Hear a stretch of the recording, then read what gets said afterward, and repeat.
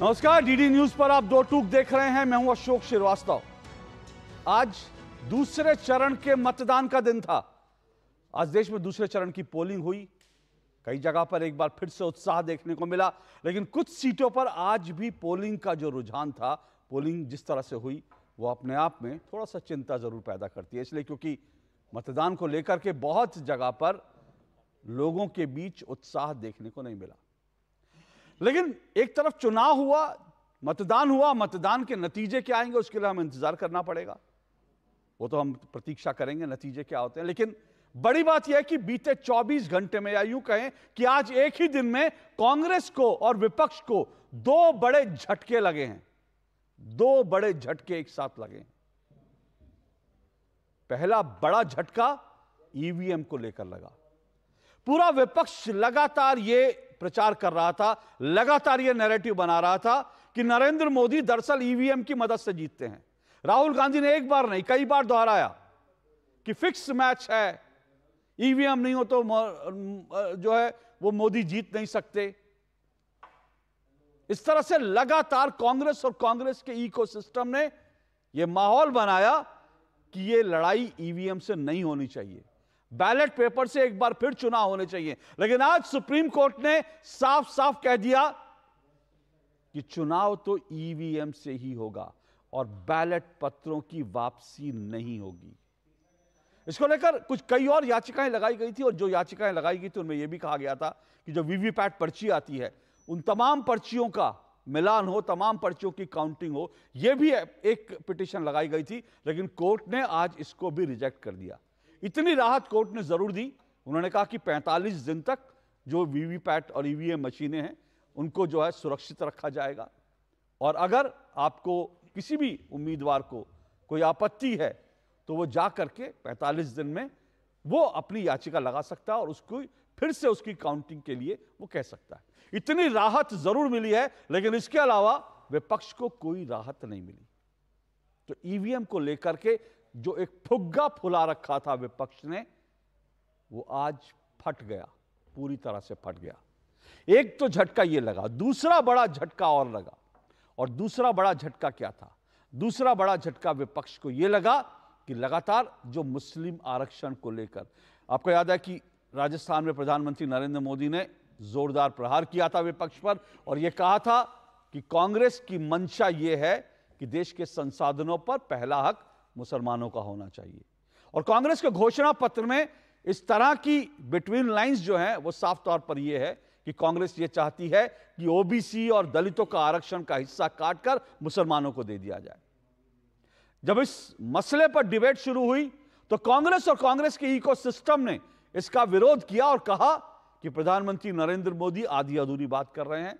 मनमोहन सिंह ने जो है विस्तारित रूप में उनका अगर आप पूरा भाषण सुनेंगे तो उन्होंने ये नहीं कहा था, बल्कि उन्होंने सभी लोगों की बात की थी। प्रधानमंत्री के स्पीच की कई फर्जी फैक्ट चेकर्स ने फैक्ट चेक भी कर दिया, और जैसा वो फर्जी फैक्ट चेक करते हैं तो उसी तरह से उन्होंने फर्जी फैक्ट चेक भी कर दिया प्रधानमंत्री के बयानों का। लेकिन आज उन फर्जी फैक्ट चेकर्स का फैक्ट चेक हो गया, जब आज सुबह जब बीजेपी ने 2009 का एक और बयान मनमोहन सिंह का, डॉक्टर मनमोहन सिंह का, वो बयान आज जारी किया। एक प्रेस कॉन्फ्रेंस का बयान है जिसमें मनमोहन सिंह ने साफ तौर पर कहा कि वो पर्टिकुलरली, खास तौर से मुसलमानों को देश के संसाधनों पर पहले हक का वारिस मानते हैं। सोचिए, 2006 में कांग्रेस ने यह कहा, 2009 में कहा, और जब इस मुद्दे पर डिबेट हुई थी तब भी मैंने आपको यह बात बताई थी कि 2004 से लेकर 2014 तक कम से कम 5 ऐसे मौके थे जब कांग्रेस और कांग्रेस के शीर्ष नेतृत्व ने यह बात साफ तौर पर कही थी कि देश के संसाधनों पर पहला हक मुसलमानों का है। तो फिर सवाल यह है कि आपके घोषणा पत्र को मुस्लिम लीग का घोषणा पत्र क्यों ना कहा जाए? दो टूक में आज हम इसी पर चर्चा करेंगे, क्योंकि कांग्रेस पहले जिस बात से इनकार कर रही थी, आज कांग्रेस उस मुद्दे पर भी गिर गई है, क्योंकि मनमोहन सिंह का एक और वीडियो सामने आ गया। और अब दोनों वीडियो जब सामने हैं तो साफ तौर पर कांग्रेस की मंशा बिल्कुल साफ, शीशे की तरह साफ होकर सामने आ गई है। अब सवाल यह है कि कांग्रेस इस मुद्दे पर अपनी क्या सफाई देगी। दो टूक में आज हम इसी मसले पर चर्चा करेंगे, क्योंकि कांग्रेस के लिए आज का दिन बहुत भारी है, न सिर्फ कांग्रेस बल्कि पूरे विपक्ष के लिए। इससे पहले कि आगे बढ़े, आइए आपको डॉक्टर मनमोहन सिंह के वो दोनों बयान सुनवा देते हैं। 2006 का बयान जिसमें कांग्रेस ने कहा कि उसको पूरा नहीं सुनाया गया, और अब पूरा बयान भी सुन लीजिए। 2009 चुनावों से ठीक पहले डॉक्टर मनमोहन सिंह एक मुंबई की प्रेस कॉन्फ्रेंस में क्या कह रहे हैं, दोनों बयान सुनिए और उसके बाद निष्कर्ष आपके सामने आ जाएगा।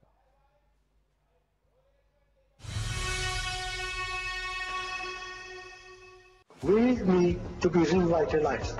We will have to devise innovative plans to ensure that minorities, particularly the Muslim minority, are empowered to share equitably in the fruits of development.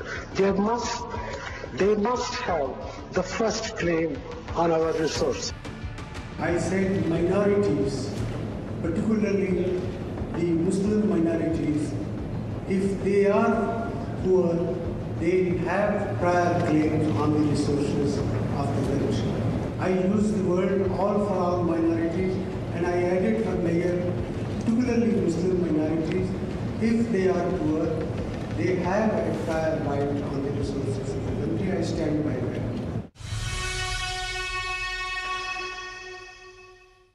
तो 2006 और 2009 के मनमोहन सिंह के बयानों में कुछ अंतर नहीं है, बल्कि 2009 में वो और ज्यादा असर्टिव होकर कह रहे हैं कि मैं अपनी बात पर अडिग हूं, कायम हूं कि देश के संसाधनों पर पहला हक मुसलमानों का है। सवाल यह है कि आप ये मुसलमान तुष्टीकरण की राजनीति कर रहे हैं और उसके बाद आप इससे इनकार भी कर रहे हैं। और आखिर आपको यह हक किसने दिया कि आप दलितों का, आप ओबीसी का आरक्षण, उनके हिस्से का आरक्षण काट करके किसी को धर्म के आधार पर दे दे? यह हक आपको किसने दिया? तमाम सवाल पूछे जाएंगे, लेकिन आज जब यह वीडियो सामने आया तो उसको लेकर बीजेपी की तरफ से कांग्रेस पर जोरदार पलटवार किया गया। हालांकि जयराम रमेश ने एक बार फिर कहा कि हमारी ऐसी मंशा नहीं है, लेकिन अब मन की बात जो है, यानी मनमोहन सिंह के मन की बात, कांग्रेस के मन की बात अब बिल्कुल साफ है। जरा सुनिए आज किस तरह से इस पूरे मसले पर वार प्रतिवार हुआ।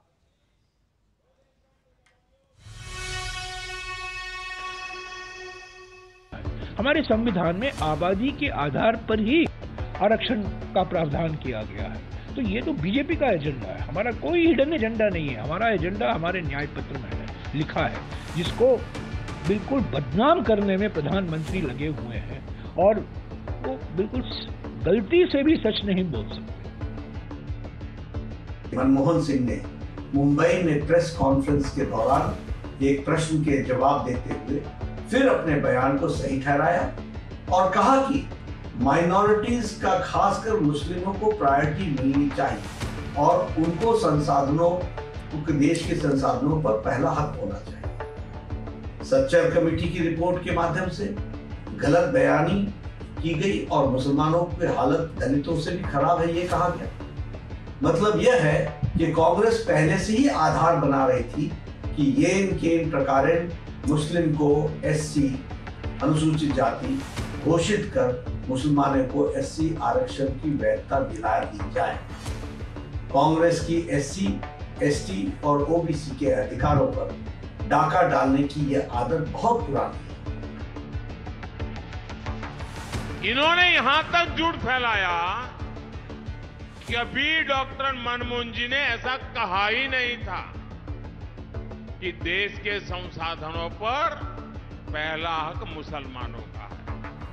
लेकिन साथियों, आज डॉक्टर मनमोहन सिंह जी का एक और पुराना वीडियो सामने आया है, जिसमें फिर से वो वही कह रहे हैं कि देश के संसाधनों पर पहला हक मुसलमानों का है।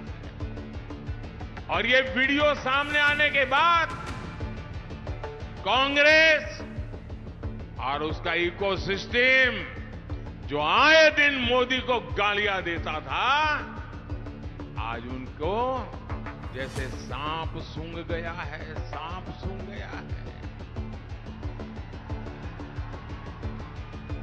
मैं खुल करके कह रहा हूं, पहले दिन से कह रहा हूं, इस देश के जो संसाधन है, इस देश की जो भी संपत्ति है, इस देश की जो भी संभावनाएं हैं, अगर उस पर पहला किसी का हक है वो मेरे देश के गरीबों का है, मेरे देश के मजदूरों का है, मेरे देश के खेत में मजदूरी करने वाले किसानों का है, मेरे देश में गरीबी में जीने वाली मेरी माताओं बहनों का हक है।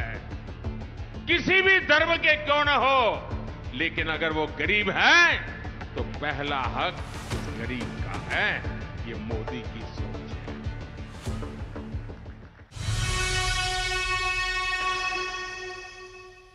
तो मोदी की सोच है पहला हक गरीब का, और कांग्रेस कहती है पहला हक मुसलमानों का। इसी मसले पर डिबेट छिड़ी है और आज की चर्चा, आज की डिबेट यही है। कांग्रेस को लगा बड़ा झटका, मनमोहन सिंह का बयान गले में अटका। इसी पर चर्चा करेंगे आज, और मेरे साथ आज जो डिबेट में मेहमान मौजूद, आइए परिचय करवा दूं। मेरे साथ 5 मेहमान आज की डिबेट में जुड़ रहे हैं। मेरे साथ मनोज यादव जुड़े हैं, बीजेपी के प्रवक्ता हैं मनोज यादव। मेरे साथ तारिक खान जुड़ रहे हैं, समाजवादी पार्टी के प्रवक्ता हैं तारिक यादव। सैयद जवाद हैं मेरे साथ, सैयद जवाद राजनीतिक विश्लेषक, कांग्रेस समर्थक हैं। संजय राणा हैं राजनीतिक विश्लेषक, और संतोष शुक्ला हैं वरिष्ठ पत्रकार हैं। आप पांचों मेहमानों का बहुत बहुत शुक्रिया और स्वागत।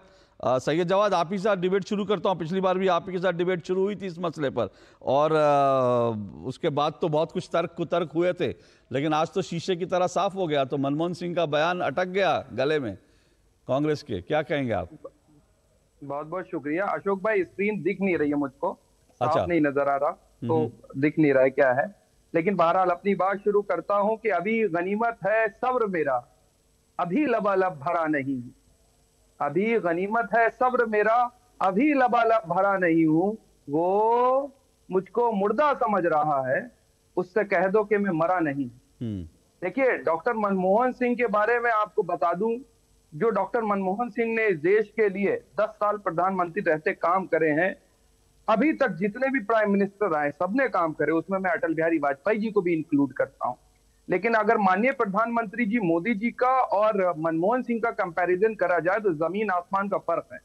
माननीय मनमोहन सिंह को आपको 5 काम उनके बड़े बताता हूं। माननीय मनमोहन सिंह को जब इस देश की इकोनॉमी मिली, गए आप नहीं मैं विषय से भटक गए यार। आज कोई मनमोहन सिंह जी पे ऐसे थोड़ी लिखना है, आज ऐसे नहीं लिखना मनमोहन सिंह जी पर, मनमोहन सिंह के बयान पर ऐसे लिखना है, उनकी नीति पर ऐसे लिखना है कि जो उन्होंने कहा मुसलमानों का देश के संसाधनों पर पहला हक, ऐसे इस पर लिखना है।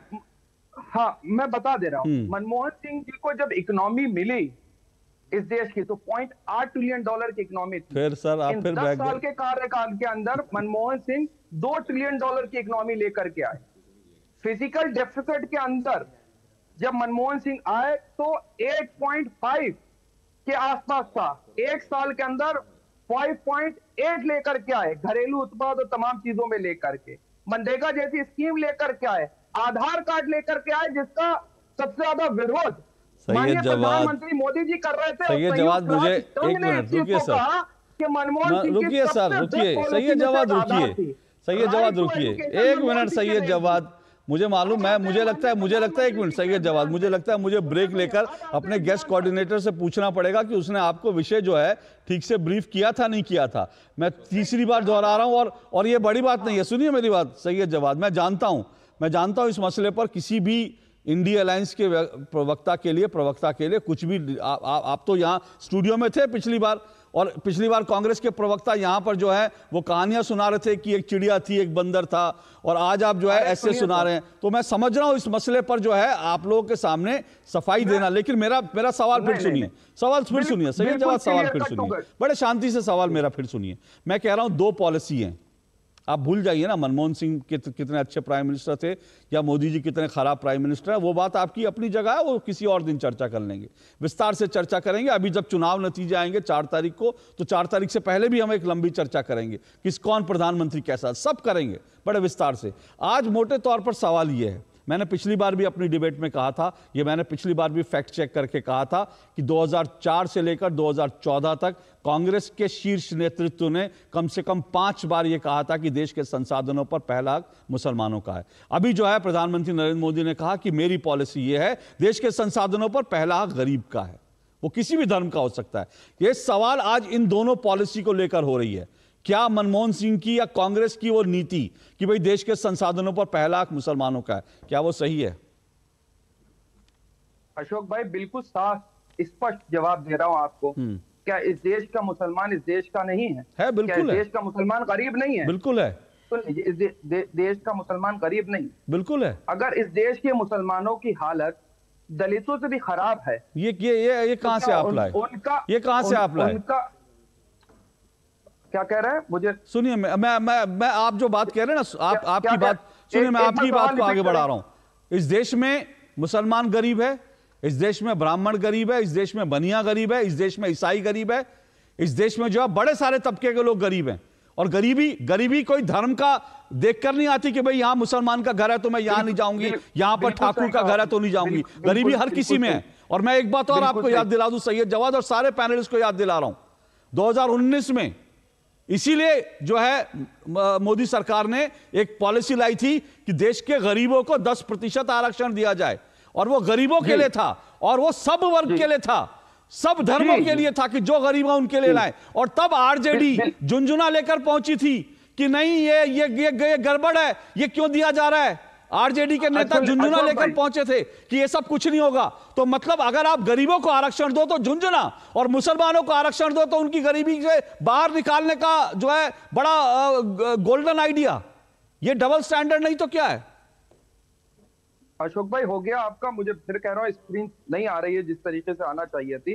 दूसरी बात कर, अभी आपने झुंझुने की बात करी, आरजेडी के नाम लिया, और जो तुड़तुड़ी नपीरी जो है जेडीयू के पास है उसके ऊपर भी बात कर लीजिए ना, जिनके साथ मनमोहन कहां जा रहे हैं सैयद जवाद? सैयद जवाद विषय पर आ जाएं। अभी हाँ विषय पर ही है। हाँ। मैं ये कह रहा हूं, मैं आपसे क्लियर कह रहा हूं, जो आपने जो है राजद के पास जो है नपीड़ी रख दी, सपा के पास चले गए, जेडीयू की बात कर लीजिए।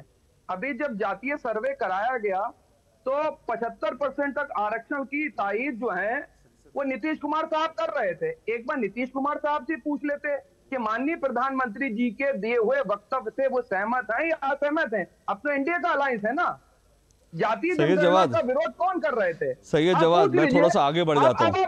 मैं सैयद जवाद मैं आगे बढ़ जाता हूं। आपका कैमरा भी सेट कर देते हैं, थोड़ा सा आपकी आवाज भी सेट कर देते हैं, थोड़ा आप भी सेट हो जाइए, क्योंकि मुझे लग रहा है अभी आपका कैमरा भी थोड़ा हिला हुआ है, आप भी थोड़े हिले हुए हैं, आप विषय को जरा पकड़ नहीं पा रहे हैं। तो थोड़ा थोड़ा सबको सेट कर देते हैं। मैं आ जाता हूं, आपको सेटिंग के बाद आ जाता हूं। थोड़ा आप भी अपनी सेटिंग कर लीजिए, थोड़ा विषय को अच्छे से समझ लीजिए, एब्जॉर्व कर लीजिए, फिर मैं आ रहा हूं आपके पास, तुरंत आ रहा हूं मैं आपके पास। रुकिए मनोज यादव, मुझे समझ में नहीं आया, मैं सोच रहा था कि सैयद जवाद कोई ठोस बात रखेंगे तो मैं उसमें से बात निकाल कर आगे रखूंगा, लेकिन जो उनकी एक ही बात मुझे जो लगा, जो मुझे समझ में आई, जो मुझे लगा कि कुछ हद तक चलो उस पर डिबेट की जा सकती है, वो एक ही बिंदु है। वो बिंदु है कि इस देश के मुसलमान गरीब तो हैं, तो भाई अगर उन गरीबों को, उन गरीब मुसलमानों के लिए उनको अगर कह रहे हैं कि भाई उनको बाहर लाना है, उनको देश के संसाधनों पर उनका हक जताए, तो उसमें क्या गलत है? मुझे उनकी इतनी बात समझ आई, वही बिंदु आपके सामने रख रहा हूं। अशोक जी, भारतीय जनता पार्टी सबका साथ सबके विकास के मूल मंत्र में विश्वास रखती है, यानी justice to all, appeasement of none. और भारतीय जनता पार्टी में माननीय नरेंद्र मोदी जी ने स्पष्ट कर दिया कि देश के संसाधनों पर पहला अधिकार किसी का है तो गरीब का है, गुरबे का है, जो पंक्ति के अंतिम छोर पे खड़ा हुआ व्यक्ति है उसका है।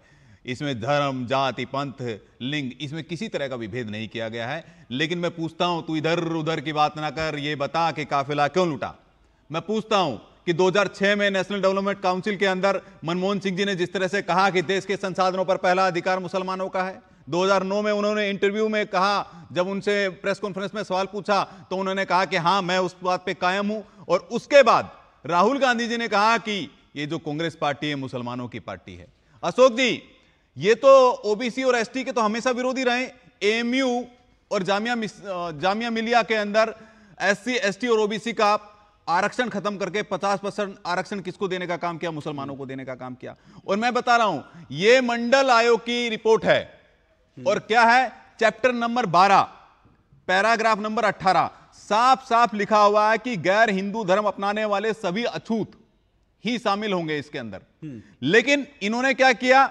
इन्होंने क्या, रंगनाथ मिश्र आयोग की रिपोर्ट ला करके सैयद, शेख, पठान, मुगल सभी को ओबीसी बनाने का प्रयास किया। और इसी के साथ मैं एक और आपको प्रेस विज्ञप्ति दिखा रहा हूं एनसीबीसी की। ये साफ साफ दिखा रहा है कैटेगरी 2A और कैटेगरी 2B, ये 2A और 2B बना करके किस तरह से कर्नाटक के अंदर 19 जातियों को इसमें जोड़ने का काम किया गया। 2B के अंदर 4% और कैटेगरी 2A के अंदर 15%। यानी कि साफ साफ दिखाता है कि किस तरह से हमारा हक, जो हम 27% आरक्षण के हकदार हैं ओबीसी समाज, उसका ओबीसी समाज का आरक्षण छीन करके 6% मुसलमानों को देने का काम किया गया है। मैं पूछना चाहता हूं कि जब आरक्षण लागू हो रहा था सामाजिक शैक्षणिक आधार पर लागू हुआ। तो सामाजिक शैक्षणिक आधार पर जब आरक्षण लागू हुआ तो मुझे बताइए कि इसमें कहां से कहां लिखा हुआ है कि एक विशेष समुदाय या धर्म के आधार पर आरक्षण दिया जाएगा। आर्टिकल 16 सबसेक्शन 4 में स्पष्ट लिखा हुआ है। तो मैं पूछना चाहता हूं कि ऐसा क्यों हो रहा है, ये साफ साफ दिखाता है अशोक जी। मैं इस बात को आगे सवाल फिर मेरा एक लीजिए। जो ये कह रहे हैं कि भाई अगर मुसलमान पीछे रह गए, क्योंकि मनमोहन सिंह ने भी अपने बयान में यही कहा ना कि भाई वो पिछड़े हैं, और अगर पिछड़े हैं तो फिर उनके लिए सोचा जाना चाहिए, उनके लिए उनका संसाधनों पर हक हो रहा है। अगर मुसलमान पिछड़ गए इस दौड़ में, अगर उनकी जो है बेहतरी के लिए नहीं हुआ, तो फिर किस सरकार को तो सोचना पड़ेगा ना उनके लिए। अशोक जी ये बताइए, मैं पूछना चाहता हूं कांग्रेस पार्टी से, राहुल गांधी से, प्रियंका वाड्रा से, श्रीमती सोनिया गांधी जी से, मैं पूछना चाहता हूं, केवल आपको जो देश की दूसरी सबसे बड़ी आबादी है वही आपको हमेशा गरीब और तबके वो कमजोर दिखाई देती है क्या? आपको जैन समाज नहीं दिखाई देता है, आपको सिख समाज नहीं दिखाई देता है, आपको पारसी समाज दिखाई नहीं देता है? मैं पूछना चाहता हूं, केवल एक समुदाय आपको दिखाई देता है और कोई दिखाई नहीं देता है? ये साफ साफ दिखाता है कि कांग्रेस का जो डीएनए है हमेशा अपीजमेंट का डीएनए रहा है। तो ये कहती है ना कि मुसलमान बहुत पिछड़ा है, इसलिए वो मुसलमानों की बात कर रहे हैं। मुसलमानों को ठगने का काम किसने किया? कांग्रेस पार्टी ने किया। मुसलमानों को बेवकूफ बनाने का काम किया किसने किया? कांग्रेस पार्टी ने किया। मुसलमानों को डराने का काम किसने किया? इन्होंने किया। और ये तो वो लोग हैं अशोक जी, ये लोग तो वो लोग हैं, चच्चा नेहरू से लेकर के देखिए, इनके डीएनए में तो बहुसंख्यक जो समाज है उसका हमेशा विरोध करते आए हैं और अल्पसंख्यकों का हमेशा अपीजमेंट करते आए हैं। अब कहा नेहरू जी ने I am accidental Hindu, Indira ji ने किस तरह से संतों के ऊपर गोलियां बरसवाई, ठीक है, वो किस तरह से राहुल गांधी से लेकर उसको मैं अभी छोड़ देता हूं, सारे लोग लगातार और इनके घोषणा पत्र में, उसको मैं छोड़ देता हूं। वो ठीक है, नहीं वो तुष्टीकरण की हिस्सेदारी वाला न्याय वाला इनका ये घोषणा पत्र का वो पेज लेके आया हूं। इसके अंदर पॉइंट नंबर 3 में लिखा है, कांग्रेस शिक्षा में नौकरियों में आर्थिक रूप से कमजोर ईडब्ल्यूएस को मिलने वाले 10% आरक्षण को बिना किसी भेदभाव के सभी जाति और समुदाय के लोगों के लिए लागू करेगी। तो इसका मतलब साफ साफ है कि किस तरह से ये माइनॉरिटी को बढ़ावा देना चाहते हैं। ओके, ठीक है। आप जो कह रहे हैं माइनॉरिटी को, अल्पसंख्यक को, वो जो है बहुसंख्यक के खिलाफ है, उनके घोषणा पत्र में लिखा है। नहीं, उनके घोषणा पत्र में लिखा है, ठीक है। एक मिनट में आता हूं मनोज जी रुकिए। समाज बहुत समझदार है, ओके में आने वाला नहीं है। रुकिए, मैं आ रहा हूं। 2024 में डंके की चोट पर देश की सत्ता देने वाली है। मैं आ रहा हूं मनोज जी रुकिए। ओके मनोज जी मैं आपको मौका दूंगा, रुकिए। सही जवाब रुकिएगा। मैं जरा तारिक खान जी के पास जा रहा हूं, फिर मैं आपके पास आऊंगा। तारिक खान जी आपको लग रहा है कि ये मुद्दा जो है, क्योंकि पिछले कुछ समय से, सही जवाब आता हूं मैं, रुकिए एक मिनट, रुकिए। सही जवाब रुकिए, मैं आऊंगा। तारिक खान, आपको लग रहा है कि ये मुद्दा बार बार उठ रहा है और बार बार, अब तो मनमोहन सिंह जी का एक और वीडियो सामने आ गया, मैं बार बार इन्होंने, मनमोहन सिंह ने ऐसा कहा था, क्या आपको लगता है ये मुद्दा जो है, जो पूरी गठबंधन है आपका, विपक्षी गठबंधन है, क्या उसके लिए डैमेजिंग इशू बन रहा है? क्या ये किसने क्या कहा और कहने के बाद क्या किया, ये दो चीजों पे प्रकाश डालने की जरूरत है। मैं दो उदाहरण देता हूं। मोदी साहब ने 14 बार कहा कि 15 लाख ले आएंगे, मुद्दा नहीं है। मनमोहन सिंह ने 5 बार कहा, मनमोहन सिंह या कांग्रेस सरकार ने, कि मुसलमानों को पहला अधिकार होना चाहिए, यही तो कहा ना आपने। तो अब इसके बाद एनालिसिस, ये पहला सवाल तो ये कि मोदी वाले को छोड़ देना, क्योंकि भाई वो सत्ता में, उनका सपोर्ट भी तो करना है। फिर पकड़ती कांग्रेस को या मनमोहन सिंह जी को। ठीक है, कितना अधिकार एक्स्ट्रा मुसलमानों को दे दिया गया? क्या मुसलमानों के वोटिंग राइट डबल कर दिए गए? क्या प्रॉपर्टियां स्नैच की गई और उधर दी गई? और क्या वरीयता दी गई कहां पर सेंट्रल गवर्नमेंट की स्कीम्स में? कितना आरक्षण बढ़ा दिया गया? क्या एससी का आरक्षण खत्म कर दिया गया और उनको दे दिया गया? ये सारे सवाल भी उठते हैं। 5 स्टेप मनमोहन सरकार के बताएं, क्योंकि 6 में मनमोहन साहब ने कह दिया था ऐसा, तो 14 तक से बड़ा टाइम था, 8 साल का टाइम था। इतना मुसलमानों के लिए कर दिया और कितना सप्रेस कर दिया और कहा कि मुसलमानों का अधिकार ज्यादा है। इन 5 बिंदुओं को बताया जाए कि ऐसा, क्योंकि वो तो सत्ता में थे, क्या काम उन्होंने किया। अगर 5 ऐसे काम सामने आ जाए तो मान लिया जाएगा। ओके, मैं 5, ओके अजीज खान जी, एक सेकंड ओके ठीक है। जॉन ब्रिटास, 5 सेकंड और लूंगा। जॉन ब्रिटास एक सांसद है, जॉन ब्रिटास एक सांसद है, केरला से, कम्युनिस्ट पार्टी के हैं। उन्होंने एक सवाल पूछा कि 5 साल में, अभी पिछले साल, कि कितने आईएएस और आईपीएस आपने बनाए संविधान में आरक्षण के हिसाब से।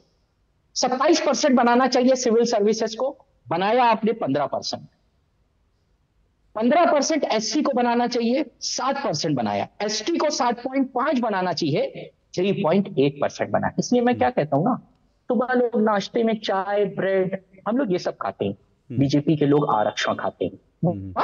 गूगल करिएगा कि जॉन ब्रिटास ने क्या पूछा और लोकसभा में क्या जवाब दिया गया। अब यहां सवाल ये उठता है कि जो सत्ता में है ही नहीं, वो किसी का आरक्षण कैसे खाएंगे। आरक्षण आपने खाया, आरक्षण आपने बैकवर्ड का खाया, एससी का खाया, एसटी का खाया। क्यों? क्योंकि जो 2100 कुछ लोगों की नियुक्ति हुई उसमें वो कोटा पूरा न किया जा सका। इसको बाद में गूगल करिएगा। अब मैं ये एक और सवाल फिर यहां पर उठता है कि किन लोगों ने आरक्षण को कम किया और कैसे कम किया। अब अभी ये वाला भी, कर्नाटका वाला भी मामला आया, सुप्रीम कोर्ट में मामला चल रहा है। मुसलमानों को 4% का आरक्षण साउथ के कई स्टेटों में है, शायद 5 स्टेट में, ठीक है। मामला अभी भी सुप्रीम कोर्ट में है और सुप्रीम कोर्ट ने तेलंगाना में यथास्थिति बनाने के लिए कहा है कि जो 4% का चल रहा है वो बना रहे। सुप्रीम कोर्ट के निर्णय को हम ना काट पाएंगे ना आप काट पाएंगे। आज आप ही ने कहा हम लोग की बहुत बड़ी हार हो गई, ठीक है, कोई बात नहीं। अगर सुप्रीम कोर्ट ये कहता है, वहां पर कैटेगरी बनाकर उनको, और सुप्रीम कोर्ट ने कहा कि अगर दुनिया, हिंदुस्तान में कोई भी आरक्षण होता है तो वो रिपोर्ट के आधार पर होना चाहिए, ठीक है। मैं जाहिर सी बात है ये अभी सुप्रीम कोर्ट में है।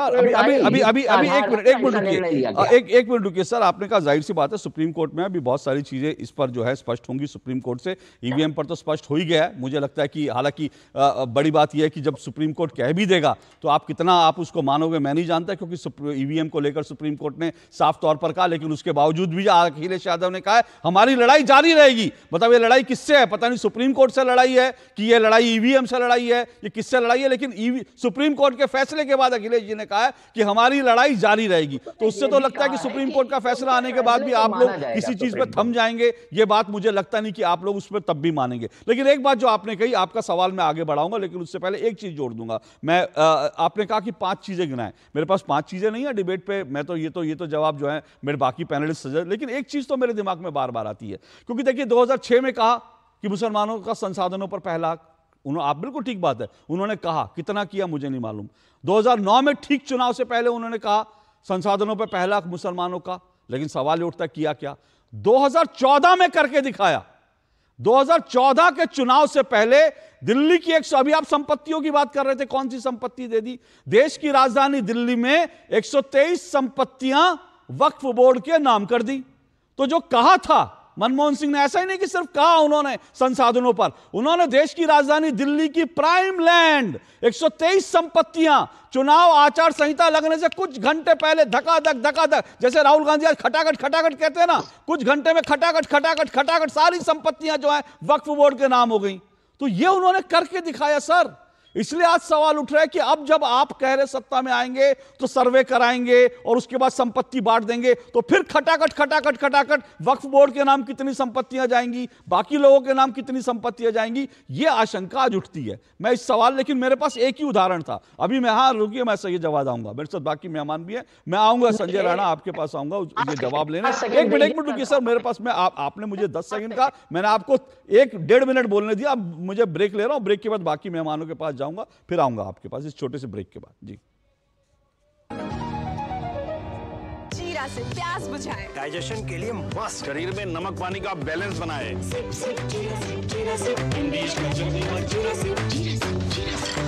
मेरे एक वोट से मोदी जी मेरे घर बिजली ले आए। अब मेरे वोट से सौर ऊर्जा से हर घर का बिजली बिल 0 होगा। ये है मोदी की गारंटी।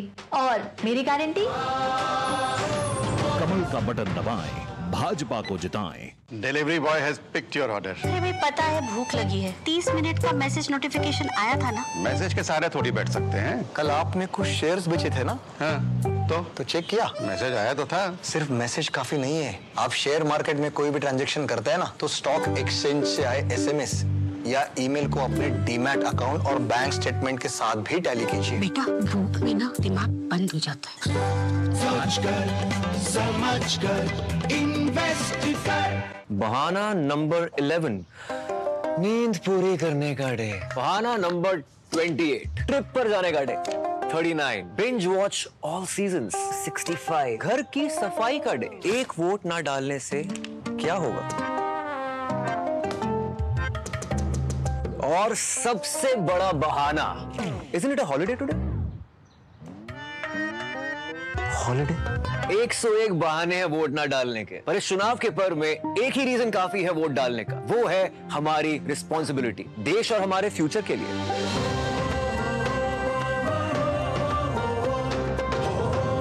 तो चलो सब मिलकर मनाते हैं इस चुनाव के पर्व को गर्व के साथ। तेरी होने वाली मदर इन लॉ कुछ ज्यादा ही ट्रेडिशनल है। ट्रेडिशनल लोग ज्यादा इमोशनल होते हैं। तो भाई साहब कोई किसी की लाइफ में आग नहीं लगा पाएगा। समर कूल जो हर दिल करे कबूल।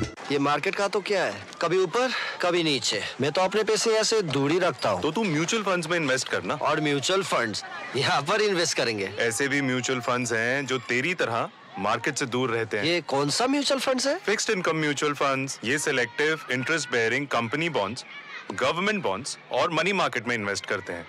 इक्विटी मार्केट में नहीं करते। ये रेगुलर रिटर्न्स देते हैं, मतलब रेगुलर इनकम। म्यूचुअल फंड्स में फिक्स्ड इनकम वाली बात? करेक्ट। सही है। म्यूचुअल फंड निवेश बाजार जोखिमों के अधीन है। योजना से जुड़े सभी दस्तावेजों को ध्यान से पढ़ें। मेरे एक वोट से मोदी जी ने ढेर सारे एम्स खोले, सस्ती दवा, मुफ्त इलाज दिलाया। अब मेरे वोट से हम 70 साल के ऊपर के सीनियर सिटीजन को मुफ्त इलाज मिलेगा। ये है मोदी की गारंटी। और मेरी गारंटी? कमल का बटन दबाएं, भाजपा को जिताएं। आज दही बड़ा खाने का मन है। वाह क्या स्वाद। असली स्वाद तो MDH दही बड़ा रायता मसाले से ही आता है।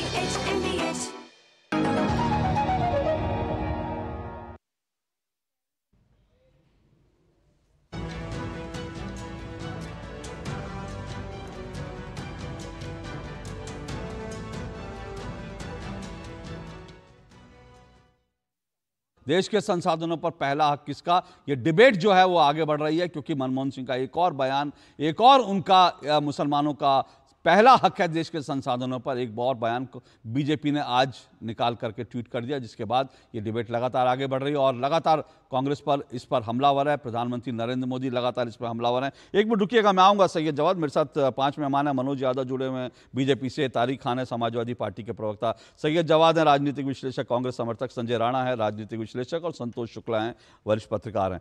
संजय राणा, पहले जो तारिक जी ने सवाल उठाया वो कह रहे हैं कि भाई उन्होंने तो कहा ना, कहने से क्या होता है, उन्होंने नहीं किया। बहुत सारे प्रधानमंत्री बहुत कुछ कहते हैं लेकिन उन्होंने नहीं किया। उन्होंने 5 ऐसी चीज़ें गिनाई है तो सही कि उन्होंने कुछ ऐसा खास कर दिया जिससे आप कह सकें कि भाई उनका इरादा ये है कि भाई देश के संसाधन मुसलमानों को सौंप दिया जाए।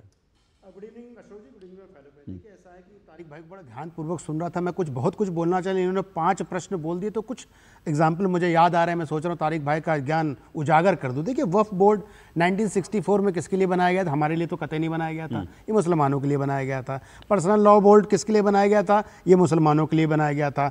Special right scholarship government benefit of Muslims under minority act, ये आपके लिए बनाया गया था, सरकार द्वारा बनाया गया था।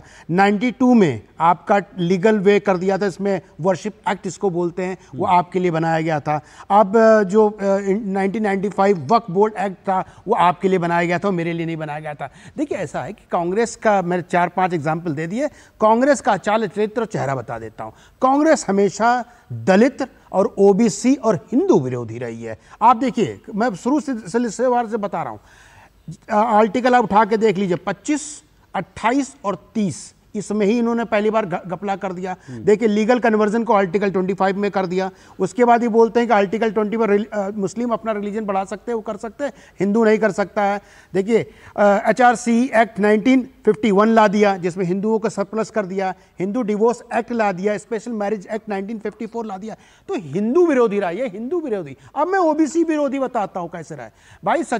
काका केलकर कमेटी कब बनी थी? 1953 में। रिपोर्ट कब आई? 55 में। नेहरू जी बोले हम नहीं करेंगे, हम तो सोएंगे। उसके बाद मंडल कमीशन कब आया? 1980 में। इंदिरा जी बोली हम सोएंगे, राजीव जी बोले हम भी सो जाएंगे।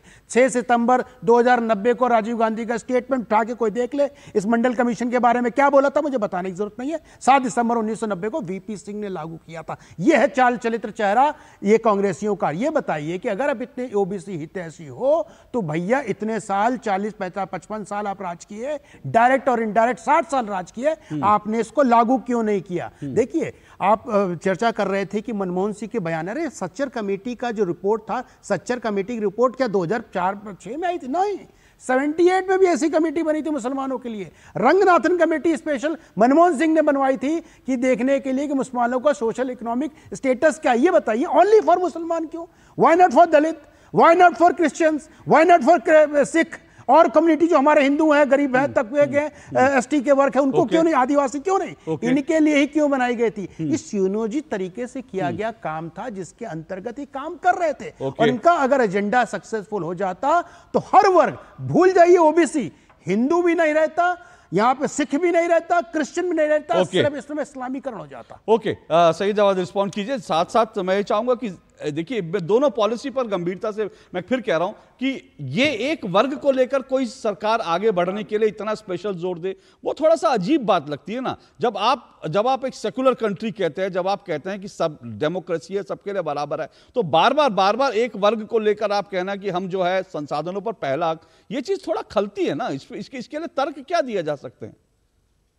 नहीं, देखिए क्या है, मनमोहन सिंह पे ये लगातार आक्षेप इसलिए लगा रहे हैं क्योंकि वो माइनॉरिटी कम्युनिटी से आते हैं और वो सिख भी हैं, इसीलिए बार बार उनकी पगड़ी उछालने का काम जो है वो करा जा रहा है। इनको खुद नहीं पता है कि वो खुद माइनॉरिटी कम्युनिटी से आते हैं। इनको ये नहीं पता सिखों के लिए क्या है। अरे उनकी पगड़ी सर राहुल गांधी ने उछाली थी प्रेस क्लब में। नहीं, सुनिए छोड़िए, पगड़ी किसने उछाली थी उसमें मत जाइए। अरे भाई सर, फिर आप गलत जगह जा रहे हैं ना। सुनिए, मनमोहन सिंह के कभी बाथरूम में घुस के ये चेक करके आना कि वो रेनकोट पहनते हैं या नहीं पहनते हैं, इस तरीके के बयानबाजी करी गई। डेटा जो कांग्रेस एक मिनट उनको बोलने दो। सुनिए, सही जवाब। सुनिए, मनमोहन सिंह सिख है इसीलिए उनके ऊपर है। अब पक्षपात की बात करता हूँ। 45 सेंटर यूनिवर्सिटीज है और उसमें कितने एससी जो है और एससी जो है कुलपति इन्होंने नियुक्त करे इन 10 सालों में? पूछी इनसे। 30 जो है स्टेट यूनिवर्सिटी है उत्तर प्रदेश में।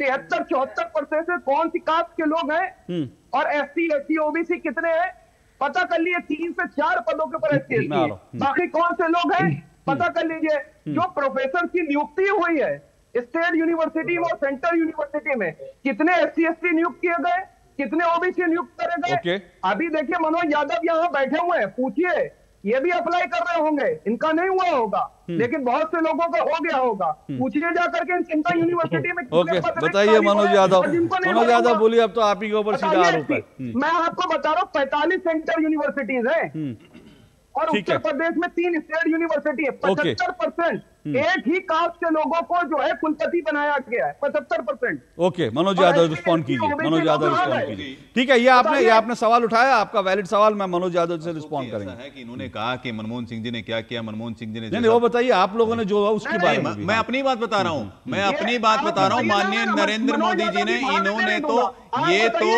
ओबीसी आयोग पर एक मिनट करके मैं सही जवाब ओबीसी आपने नियुक्त करे, कितने माइनॉरिटी आपने जो है वीसी नियुक्त करे, चलिए बताइए, रिप्रेजेंटेशन बताइए। आरक्षण का मतलब रिप्रेजेंटेशन होता है ना। अशोक जी, आप बताइए ओबीसी के लिए बोलिए मनोज। जो आरक्षण के धुर विरोधी रहे हैं वो कह रहे हैं कि कितने आपने ओबीसी नियुक्त किए हैं। और अरे माननीय नरेंद्र मोदी जी ने तो 2018 के अंदर एनसीबीसी आयोग को संवैधानिक आयोग का दर्जा देने का काम किया।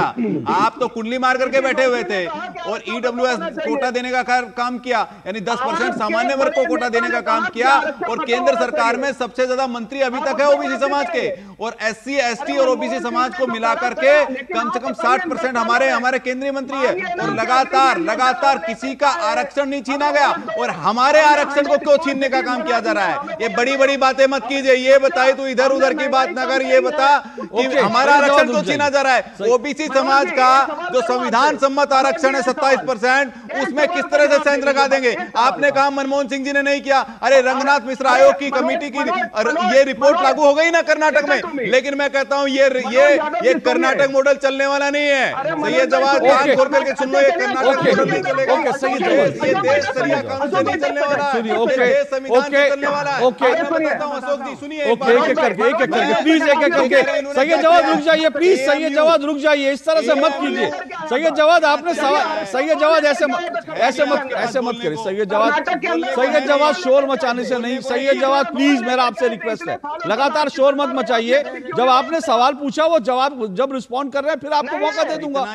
सैयद जवाद ऐसे थोड़ी डिबेट होती है कि आप दूसरों को सुनना ही नहीं चाहें, ऐसे नहीं होगा। सैयद जवाद रुकिए, मैं आपको मौका दूंगा। सैयद जवाद की आवाज नीचे कर दीजिए, मैं उनको फिर मौका दूंगा, आपका आवाज अप करवाऊंगा, मौका दूंगा। रुकिए, बातें कोट करना चाहूंगा। बाबा साहब अम्बेडकर जी ने 1951 में कहा कि पिछले 20 सालों से नेहरू जी कम से कम 2000 भाषण दे चुके हैं, और उनमें से कहीं से गरीब कल्याण यानी ओबीसी का भला करने की बात नहीं करते हैं। और जहां तक ये बोल रहे थे कि मनमोहन सरकार ने क्या किया, तो एएमयू अमेंडमेंट एक्ट 1981 में ला करके उसको सर्वोच्च न्यायालय के फैसले को बदल दिया था, और जो हमें एससी एसटी ओबीसी को जो आरक्षण मिल रहा था उसको ध्वस्त करने का काम किया है। कौन थे? किसकी सरकार थी? ये आपकी सरकार थी 1981 में। यानी कि कांग्रेस पार्टी लगातार अपीजमेंट की पॉलिटिक्स करती है। और मैं पूछता हूं, संविधान में कहां लिखा है कि धर्म के आधार पर आरक्षण मिलेगा? जरा मुझे बता दीजिए। और केवल मुसलमानों को क्यों मिले? क्यों नहीं फिर जैनों को मिले? क्यों नहीं सिखों को मिले? क्यों नहीं पारसी को मिले? क्यों नहीं ईसाई को मिले? संविधान में केवल एक वर्ग के लिए, क्योंकि इनको वोट की पॉलिटिक्स करनी है। संविधान में सुनिए एक मिनट, संविधान में कहीं नहीं है, वो तो मैं बार बार इसको कोट कर चुका हूं। संविधान सभा की आप डिबेट देख लीजिए, धर्म आधारित आरक्षण देने का उस संविधान सभा में जो मुस्लिम सदस्य थे उन्होंने विरोध किया था कि धर्म आधारित आरक्षण नहीं होना चाहिए। आज ये शिगुफा बार बार छोड़ा जाता है, और आज बार बार जो है संसाधनों पर पहला, इसलिए हम ये डिबेट कर रहे हैं कि क्या इस दिशा में सोचना संविधान के विरुद्ध जाना नहीं है। मैं एक मिनट संतोष शुक्ला को इस डिबेट में ले लूं, फिर मैं आऊंगा। एक मिनट संतोष शुक्ला, ये जो पूरी डिबेट है, संतोष शुक्ला ये जो पूरी डिबेट है, मैं जान क्या पब्लिक के बीच, पब्लिक के सेंटिमेंट को छू रही है क्या ये? क्योंकि ये मुद्दा अब जो है पहले चरण के बाद दूसरे चरण तक आते आते मुद्दा बहुत बड़ा बन गया, आज भी उठ रहा है, और अब लग रहा है अगले कई दिनों तक ये मुद्दा डोमिनेट करेगा। क्या ये मुद्दा जो है कहीं ना कहीं लोगों के दिल को छू रहा है, लोगों को इंपैक्ट डाल रहा है क्या ये? बिल्कुल। ये आप अगर कांग्रेस को एक पार्टी के रूप में देखें तो उसकी विचारधारा, अगर कांग्रेस को आप एक व्यक्तित्व के रूप में देखें तो उसकी शारीरिक भाषा शैली, दोनों से हमेशा तुष्टीकरण परिलक्षित होता रहा है। आप इनकी देखें 2006 में जो स्ट्रक्चर कमेटी की रिपोर्ट आती है उसमें साफ साफ कांग्रेसी बेनकाब हो जाती, क्योंकि अगर 77 की सरकार देख लें या इधर आप अटल जी की सरकार देख लें, बीच में जो इंद्र कुमार गुजराल या देवगौड़ा की सरकार देख लें, ज्यादातर समय पर तो कांग्रेस का ही शासन रहा है। और जब सामाजिक आर्थिक आधार पर सर्वेक्षण कराया तो स्ट्रक्चर कमेटी में वो बातें निकल कर आई जो कांग्रेस की सरकार को कटघरे में खड़ा कर रही थी। अब क्या हुआ है, अब नरेंद्र मोदी की सरकार 2014 में आई, कांग्रेस के तुष्टीकरण पर हमला करने का नायाब तरीका भाजपा ने निकाला, जो उनकी रणनीतिक कौशल का भी परिचायक है। 2014 से ही भाजपाइयों ने कहना शुरू कर दिया कि अब तक तो कांग्रेस ने देश को ऐसे चलाया है कि आंशिक मुस्लिम राष्ट्र प्रतीत होता था। तो आप जो कह रहे हैं अशोक जी, ये बात करीब करीब वैसे ही जा रही है। अब जब कांग्रेस पर लगातार ताबड़तोड़ प्रहार हो रहे हैं, इसमें प्रधानमंत्री भी शामिल है, योगी आदित्यनाथ जैसा हार्डकोर हिंदुत्व का चेहरा भी शामिल है, तो बहुत सारी बातें तथ्यात्मक तौर पर जमीन पर देखी जा रही हैं और वो काफी अंशों में सच भी साबित हुई हैं। एक कोई आईपीएस थे, मुझे नाम एग्जैक्टली अभी याद नहीं आ रहा है, मुस्लिम समुदाय के थे, उन्होंने भी एक किताब लिखी थी, स्ट्रक्चर कमेटी के बाद एक किताब लिखी थी, जिसमें भी उन्होंने ये बताया कि इनके सामाजिक आर्थिक शैक्षणिक तौर पर पिछड़ेपन का सीधा सीधा उत्तरदायित्व कांग्रेस का है। और दूसरी बात अशोक जी एक और कहूं, जो मैं शारीरिक भाषा शैली कह रहा था, अगर कांग्रेस को एक व्यक्तित्व मान लिया जाए तो एक समाज में किसी भी प्रकार से हमला होना या कोई विघटनकारी शक्तियों को बढ़ावा मिले, इसकी चिंता की जानी चाहिए, किसी भी तरफ से उचित नहीं है। लेकिन कभी आप देखेंगे कि अगर अल्पसंख्यक समुदाय पीड़ित हुआ तो कांग्रेस की भाषा शैली बड़ी मुखर हो जाती है, एक अजब की आतुरता उनके अंदर दिखाई पड़ने लगती है। लेकिन अगर दुर्भाग्यपूर्ण तरीके से यही पीड़ित पक्ष बहुसंख्यक हो जाए आप देखेंगे कांग्रेस सामान्यकरण में बात करने लगी। नहीं तो कांग्रेस ने इधर से निकल जाएगी, उधर से निकल जाएगी। संतोष जी, कांग्रेस ने तो अपने घोषणा पत्र में साफ लिखा है कि बहुसंख्यकवाद इस देश में नहीं चलेगा, तो इसलिए उनको बहुसंख्यकवाद को उनका साफ माना है कि बहुसंख्यकवाद होना ही नहीं चाहिए इस देश में, अगर कुछ है तो अल्पसंख्यकवाद। उन्होंने तो हाँ अशोक जी बिल्कुल सही कह रहे हैं आप। घोषणा पत्र में तो उन्होंने बहुत साफ साफ लिखा है। देखिए, संकेतों की भाषा आज हिंदुस्तान जागरूक है, समझता है। उन्होंने जो धार्मिक स्वतंत्रता की बात कही, वेशभूषा की बात कही, खान पान की बात कही एक वर्ग विशेष के लिए, तो देश अब बहुत जागरूक है, वो समझता है। दूसरी बात यह है कि एक राजनीतिक वातावरण भी देश का ऐसा बना है कि इस प्रकार जब भी तुष्टीकरण किसी भी पक्ष में कोई भी दल करेगा, एक समुदाय जरूर खड़ा होगा इसकी काट में। नहीं तो फिर तारिक खान, सवाल तो फिर ये उठता है ना कि भाई बीजेपी, क्योंकि हिंदुओं का तुष्टीकरण, आप जैसे कुछ लोग कहते हैं बीजेपी हिंदू कार्ड खेलती है, हिंदुओं का तुष्टीकरण करती है, तो इसलिए अगर कांग्रेस और अगर विपक्षी अलायंस अगर मुसलमानों के तुष्टीकरण की बात करता है तो उसमें क्या गलत है? दोनों तरफ बराबर राजनीतिक गेम खेला जा रहा है। क्या अशोक जी कैसे नहीं तो फिर संविधान में सेकुलर देश जो है किया गया। नहीं, मैं तो कह रहा हूँ, ये लोग एक मिनट, कई लोग कहते हैं ना कि आप हिंदू कार्ड खेलते हैं, मुझे बताइए। कई लोग कहते हैं आप हिंदू, अजी उनको वो ऐसा मानते हैं, तो मुझे ये बताइए कि हम जब शौचालय देते हैं 11 करोड़ महिलाओं को, ठीक है, तो मुझे बताइए क्या जाति धर्म हम पूछते हैं क्या? जब हम एलपीजी सिलेंडर देने का काम करते हैं क्या 4 करोड़ आवास देने का काम करते हैं जाति धर्म पूछते हैं क्या? मैं पूछता हूँ कि 11 करोड़ नल से जल देने का काम करते जाति धर्म पूछते हैं? आपकी पार्टी पर आरोप लगता है ना कि आयुष्मान कार्ड आपकी पार्टी पर आरोप लगता है आप कट्टर हिंदू, मनोज जी आपकी पार्टी पर कट्टर हिंदू कार्ड खेलने का आरोप लगता है ना, तो ये तो आरोप लगता है। ये बताइए, देश के संसाधनों पर पहला अधिकार मुसलमानों का है, ये कार्ड कौन खेल रहा है?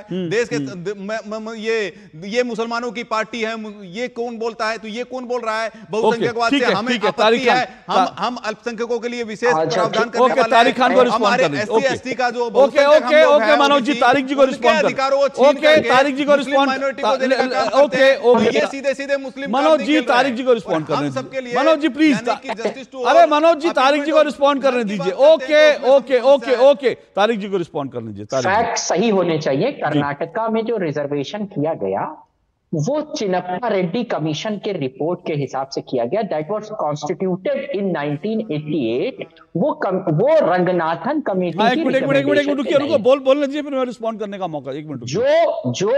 जो कर्नाटका में रिजर्वेशन किया गया वो जस्टिस चिन्नप्पा रेड्डी कमेटी की रिपोर्ट के हिसाब से किया गया, जो 1998 में आई। वीरप्पा मोइली की सरकार गिर गई, उसके बाद 95 में देवगौड़ा की सरकार बनी, उसने इस 4% मुस्लिम रिजर्वेशन को इंप्लीमेंट किया। तो आज देवगौड़ा किसके साथ हैं? आपके साथ हैं, पहली बात। दूसरी बात, अभी आपने एक बात और कही थी कि EWS पहली बार नरसिम्हा राव लेके आए थे, मगर जो सुप्रीम कोर्ट में मुकदमा चल रहा था Indira Sahni versus government of India, उसमें 9 बेंचों ने यह फैसला सुनाया कि ये जो EWS का रिजर्वेशन का प्रस्ताव लेकर आए हैं नरसिम्हा राव सरकार, ये नहीं किया जा सकता, जिसको अब सुप्रीम कोर्ट ने सही करार दे दिया। और उस टाइम ये कहा था कि आरक्षण का आधार जो उसकी आर्थिक वो है कमी है, उसको नहीं बनाया जा सकता। इस टाइम उन 9 बेंचों ने ये तर्क दिया था। तो मैं ये कह रहा हूं कि पहली बात कि इसको बीजेपी गवर्नमेंट लेके आई, ये पूरी तरह सही नहीं है। कांग्रेस सरकार लेके आई थी, ये फैक्ट आप बाद में चेक कर लीजिएगा। उसके बाद सुप्रीम कोर्ट ने उसको ओवर रूल कर दिया था, दैट इज अनदर थिंग। लेकिन कांग्रेस लेके आई थी, फिर 2019 में आपने बिल्कुल सही कहा कि ये लेकर आए। अब तमाम बातें हो रही है। मैं ये कह रहा हूं, सुप्रीम कोर्ट ने बार बार ये कहा कि किसी रिपोर्ट पर आधारित अगर कोई समाज बैकवर्ड है तो उसको आरक्षण दिया जा सकता है। अब उसकी गलती की वो साथ में मुसलमान भी है। तारिक जी मैं एक बात यहाँ बड़ी क्लियर कर दूं। देखिए सुनिए तारिक जी सुनिए हो क्या, सुनिए मैं एक मिनट मनोज जी एक मिनट रुकिए प्लीज, एक मिनट रुकिए। देखिए यहाँ पर 2 विषय पैरेलल चल रहे हैं। एक तो आरक्षण की बात चल रही है जिसको लेकर बार बार कहा जा रहा है, और वो पूरी डिबेट इसलिए चल रही है क्योंकि बार बार ये आरोप लगाया जा रहा है, बार बार बीजेपी की तरफ से कहा जा रहा है कि भाई SC ST और OBC का आरक्षण का कोटा काटकर मुसलमानों को दिया जाएगा। ये आरक्षण को लेकर एक डिबेट चल रही है जिसके कंटेक्स्ट में आपने कर्नाटक की बात की बाकी। लेकिन मैं कह रहा हूं उससे भी बड़ा मुद्दा जो है देश के संसाधनों का मुद्दा। मैं फिर कह रहा हूं ये जो सोच है ये खतरनाक सोच है कि किसी एक धर्म के लोगों का इस देश के संसाधनों पर पहला हक है। मैं ये कह रहा हूं कि ये सोच खतरनाक है। आप आरक्षण को लेकर के एक डिबेट हो सकती है कि भाई किस तरह से दिया जाए, क्या इसकी कैप बढ़ाई जाए, क्या ओबीसी का कोटा काटकर धर्म आधारित, ये सारे डिबेटेबल विषय हो सकते हैं। लेकिन मुझे लगता है कि ये विषय तो डिबेट का है ही नहीं कि इस देश के संसाधनों पर पहला हक एक धर्म विशेष का है। ये तो डिबेट है ही नहीं। अगर ये देश अगर किसी धर्म का नहीं है, आप सेकुलर धर्म कहते हैं, तो फिर इस देश के संसाधनों पर किसी एक धर्म का हक कैसे हो सकता है? कैसे? और जिसको एक धर्म के आधार पर इस देश के संसाधनों पर देना चाहिए था, अरे आपने पाकिस्तान दे दिया, पूरा धर्म के आधार पर दे दिया कि इस देश के संसाधनों पर, भारत के संसाधनों पर आपने माना कि मुसलमानों का पहला हक आपने पाकिस्तान दे दिया, आपने बांग्लादेश दे दिया। अब क्या बचा हुआ हिंदुस्तान भी क्या आप दे देंगे कि मुसलमानों का हक है पहला? अब भारत को पूरा बर्बाद करके छोड़ेंगे? संजय राणा, ये मैं कह रहा हूं, ये सोच खतरनाक है। सही बोला। देखिए, कुछ 2-3 फैक्ट रखना बहुत जरूरी है। लोग ये भी बोलते हैं कि मनमोहन सिंह इकोनॉमिक रिफॉर्म 1991 में ले आए थे। खोरा झूठ है। IMF की रिपोर्ट थी, शक्कर कांग्रेसी ना चश्मा लगा लेते हैं, पीला नीला सफेद। IMF की रिपोर्ट थी। IMF ने रिपोर्ट जो बना के दी थी, चुपचाप नरसिम्हा राव जी और मनमोहन सिंह ने साइन किया और सेम की सेम इंप्लीमेंटेशन है। अगर किसी को शक है, रिपोर्ट भेज दूंगा, एक क्षण एक इस वॉस फुल स्टॉप अगर गलती निकाल दे तो मान जाए। जैसे था हमारे तारिक भाई साहब ने बोला EWS नरसिम्हा ना लाओ था। अरे भैया, 1999 में आया, 2019 में आया था ये एक्ट बना। ये चाह के सब जगह चेक कर लो, हमने लाया था, आपने तो दुनिया बनाई थी। आप कांग्रेस, जवाहरलाल नेहरू ने सब कुछ किया था। अभी हमारे मित्र बोले थे जब्बार साहब 40 यूनिवर्सिटी है, एक नाम बता दो। भैया मेरे पास 5-6 यूनिवर्सिटी के नाम हैं, आपको मैं बता देता, जिसके बैकवर्ड हैं, कुछ मुस्लिम हैं, कुछ दलित हैं। भैया आंध्र प्रदेश के SK कोरी हैं वाइस चांसलर। ऐसे मत करो, नाम बता रहे, नोट कर लो। Central university of Karnataka, Andhra Pradesh SK Kori. Central university of Haryana Tarkeshwar Kumar. Central university of Jammu mister Sanjeev Jain, ये तो भाई माइनॉरिटी में आते हैं ना आपके हिसाब से जैन लोग तो। सेंट्रल यूनिवर्सिटी ऑफ राजस्थान बाले राव, मिस्टर आनंद बाले राव। और जामिया की नजमा जी हैं। और मुझे अलीगढ़ यूनिवर्सिटी के बारे में बात नहीं करना है, उसमें सबको पता हो कौन होता है। तो 5-6 का तो मैंने यहीं पे आपका नाम बता दिया। इस तरह से भ्रम फैलाना टीवी डिबेट में बिल्कुल गलत है। और तथ्यों को कृपया इस तरह पेश ना करें कि एक महान व्यक्ति हुआ करता था, वो ना होता तो खराब हो जाता। देखिए, एक 30 सेकंड में खत्म करो सर। एडवाइजर बना के लाया गया था मनमोहन सिंह को 68 में, 68 में, और 69 में बताएं क्या था इंदिरा गांधी जी किया था? सारे प्राइवेट बैंक को कर दिया, सरकारी बैंक बना दिया था। क्यों? सारा जो पैसा गरीबी इसलिए देश में है कि सारा पैसा प्राइवेट बैंक ले लिया, इसको सरकारी बना दोगे तो नहीं होगा। उससे गरीबी मिट गई? नहीं मिली। 71 से लेकर के 2014 तक यही नारा लग रहा था, गरीबी हटाओ, गरीबी हटाओ। अरे गरीबी नहीं हटी ना। देखिए, मैं फिर एक बार फिर आ रहा हूं। मैं सैयद जवाद रुकूंगा, मैं एक ब्रेक ले रहा हूं, ब्रेक के बाद आपके पास सीधा आऊंगा। लेकिन मैं फिर कह रहा हूं, 1 मिनट सैयद जवाद रुकिए, मैं आऊंगा आपके पास। 1 मिनट रुकिए, मैं ब्रेक के बाद आ रहा हूं आपके पास। मैं ब्रेक के बाद आ रहा हूं आपके पास, सैयद जवाद सीधा आपके पास आऊंगा। लेकिन मैं फिर कह रहा हूं, देखिए कौन सा प्रधानमंत्री ने क्या काम किया, वो इतिहास जो है हम सब जानते हैं, समझते हैं। अपने अपने परसेप्शन हो सकते हैं, अपने अपने फैक्ट्स हो सकते हैं। लेकिन मैं फिर कह रहा हूं, इस देश के संसाधनों पर किसी एक धर्म का हक मत जताइए। ये देश अगर सबका है तो फिर सबका हक है, हर गरीब का हक है। धर्म को इसमें मत लाइए। अगर आप लाएंगे तो खतरनाक होगा, इससे देश का और इस्लामी विभाजन होंगे। मैं तो सीधा ये मानता हूं। आता हूं इस ब्रेक के बाद।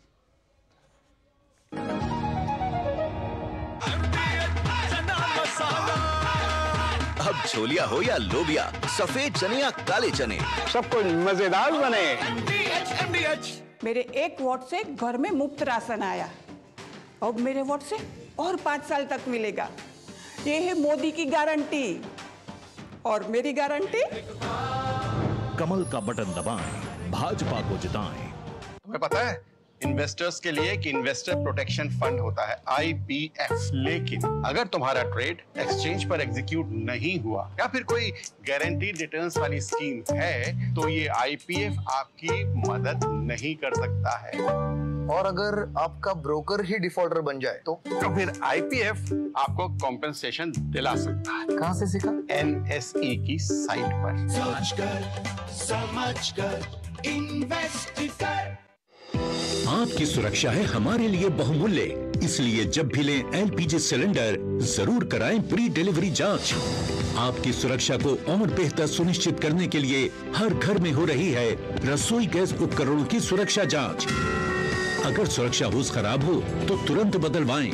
आपातकालीन स्थिति में कॉल करें 1906। स्वच्छ ईंधन का वादा, सुरक्षित रसोई का इरादा। Happy birthday my dear.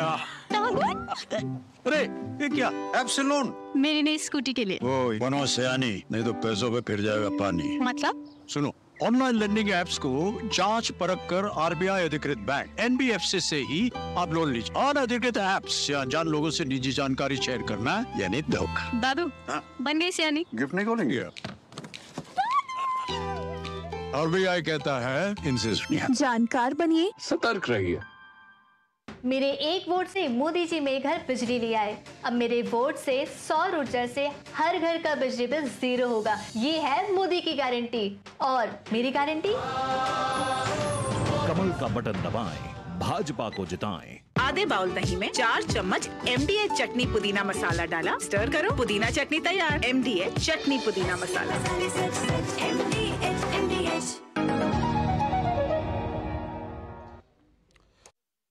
और दो टूक में हम चर्चा कर रहे हैं जिस तरह से मनमोहन सिंह का एक पुराना बयान निकाल के बीजेपी एक बार फिर हमलावर है देश की संपत्तियों पर, देश के संसाधनों पर, पहला हक मुसलमानों का, इसी मुद्दे पर चर्चा कर रहे हैं। लेकिन आज शुक्रवार का दिन है, फ्राइडे है, और आज वक्त है एक नए सवाल का। तो तैयार हो जाइए। आज का सवाल क्या है जरा सुन लीजिए और इसका जवाब देकर आप एक आकर्षक पुरस्कार जीत सकते हैं। हमारा आज का सवाल है, ईवीएम को लेकर संशोधन किस वर्ष में किया गया? सवाल, क्योंकि आज ईवीएम का फैसला आया तो आज हमारा सवाल भी ईवीएम से जुड़ा हुआ है। सवाल है कि ईवीएम को लेकर संशोधन किस वर्ष में किया गया? आप अपने जवाब हमारे डीडी के सोशल मीडिया हैंडल पर हमें टैग करके शेयर कर सकते हैं और जो सही 3 जवाब होंगे उन लकी विनर्स को पुरस्कार दिया जाएगा और अगले गुरुवार को हम उनके नाम अनाउंस करेंगे।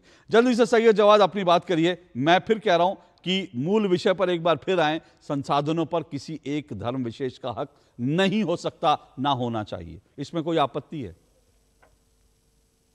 बहुत बहुत शुक्रिया अशोक भाई। बिल्कुल मैं आपकी इस बात का समर्थन भी करता हूं। ये देश सबका है, यहाँ के हिंदुओं का, यहाँ के मुसलमानों का, यहाँ के सिखों का, यहाँ के ईसाइयों का, यहाँ के दलितों का, यहाँ के आदिवासियों का, दलितों का, कुचलों का, जिनको दबाया गया, ये देश सबका है। यही तो समझाने की कोशिश की जा रही और इस बात से मैं आपकी जो है इत्तेफाक है। लेकिन जब माननीय प्रधानमंत्री जी इस तरीके के स्टेटमेंट दे रहे, क्या ये पूरे देश को मणिपुर तो नहीं बनाना चाहते जिस तरीके से राहुल गांधी साहब ने कहा? ऐसे बयानबाजी, ऐसी नफरती बयानबाजी जिसमें डायरेक्ट हिंदू और मुसलमान का बयान कर रहे हैं। आप बताइए, आप बताइए कि कांग्रेस के कहां मैनिफेस्टो में लिखा है कि उनका मंगलसूत्र ले लिया जाएगा? बताइए कहां लिखा हुआ, बताइए कौन सी लाइन पे लिखा हुआ है 40 पेजों में?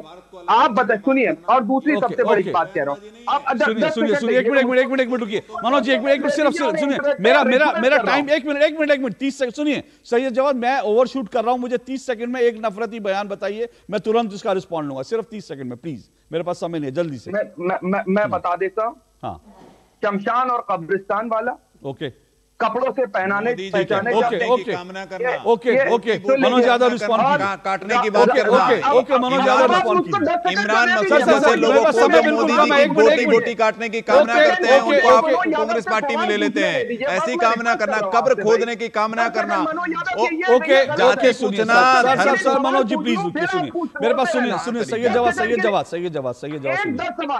ये मुझको मनोज यादव जी बता दे कि 2013 के अंदर आटा कितने रुपए किलो आता था, दूध कितने रुपए में आता था? सुनिए आटा की 7 रुपए, 4 में 7 रुपए था, 28 रुपए छोड़ गए थे। सुनिए, चलिए, आटा और दाल तो हम लोग 80 करोड़ लोगों को देने का काम कर रहे हैं, लेकिन मैं कहता हूं ये डिबेट जो सेकुलरिज्म जो झंडे बरदार है, मैं पूछना चाहता हूं ये कौन सा सेकुलर स्टेट बनाना चाहते हैं? देखिए, केवल एक विशेष वर्ग के लिए आप छूट देना चाहते हैं। ये डिबेट, एक minute Manoj ji please. Okay देखिए डिबेट ये